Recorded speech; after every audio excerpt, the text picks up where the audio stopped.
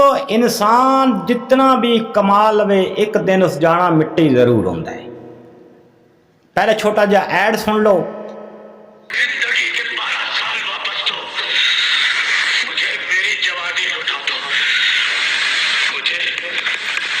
साडे पाकिस्तान दे मुहम्मद अली साहब बड़े अपने वक्तां दे विच हीरोआन होण तो खैर अल्लाह प्यारे हो गए। मेरे दोस्तों करोड़ां दी जायदाद अरबां दी जायदाद छड्ड के टुर गए, मिट्टी च रुल गए।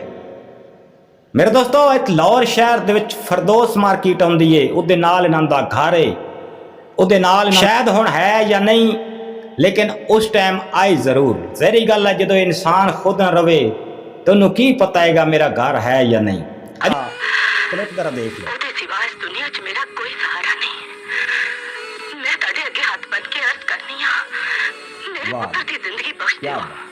ਅਸੀਂ ਤੁਹਾਡੇ ਕੋਲ ਬੜੇ ਮਾਣ ਨਾਲ ਫਰਿਆਦ ਲੈ ਕੇ ਆਏ ਹਾਂ ਜੱਜ ਸਾਹਿਬ। ਜ਼ਿੰਦਗੀ के 12 साल वापस दो, मुझे मेरी जवानी लौटा दो। पुराने अदाकारा दियां फिल्मां अज भी देखो ना मेरे दोस्तों, यकीन करो बड़ा सरूर आउंदा जी। तुसीं देख के वेखियां ते करो यार, एक बार यूट्यूब खोलो तो सही और ठुमके वेदे रहिंदे हो तुसीं यूट्यूब ते तुसीं इहो जिहियां फिल्मां एक बार वेखो तो सही, यकीन करो। एक छोटा जिहा होर क्लिप देख लो जरा आगे। सुनिया मरहूम जज अब्दुल कादिर साहब के खानदान का हाल सुन के मैनू दिली सदमा पहुंचे। खुदा भरी तरह ऐ आन अदाकार मरहूम बड़े नेक इन्हां नूं आखदे ने हीरो। ते मुंसिफ निराज जज सन। अजकल दे हीरो तुसीं की समझदे? लड़कियां दी इज्जत बचा के ਤੁਹਾਡੇ पुत्र ते बड़ा अजकल बेहयाई ज्यादा है, हीरो कोई नहीं। कमाई ज्यादा है, बेहयाई ज्यादा है, हीरो कोई नहीं।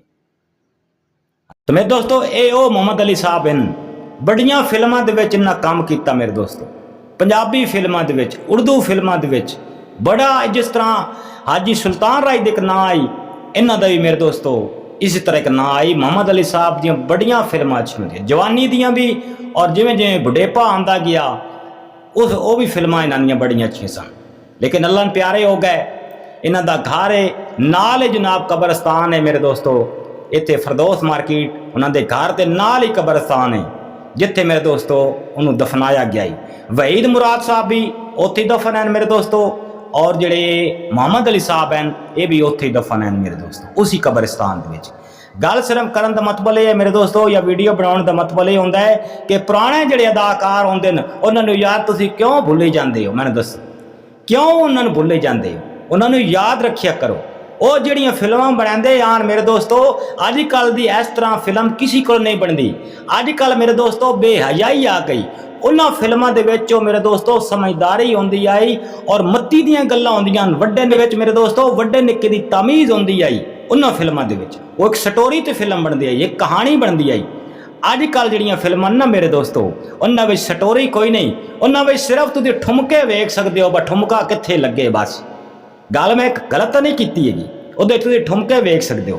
ये मुहम्मद अली साहब दियां ओ फिल्मां हैं मेरे दोस्तों, कदे अजी भी वेखो इन्हां दियां फिल्मां ते तुहानूं पता लग वैसी कि इन्हां फिल्मां दे विच हकीकत की आई। अजकल दियां फिल्मां दा मैं नाम नहीं लवांगा मेरे दोस्तों, ये ओ मुहम्मद अली साहब है। तो मेरे दोस्तों छोटी जी वीडियो बनाइए, अगर चैनल ते पहली दफ़ा हो तो चैनल नूं लाइक सब्सक्राइब जरूर कर लियो। इसी तरह मैं पुराने अदाकारां दियां स्टोरियां लियांदा रहना वा इसी चैनल ते।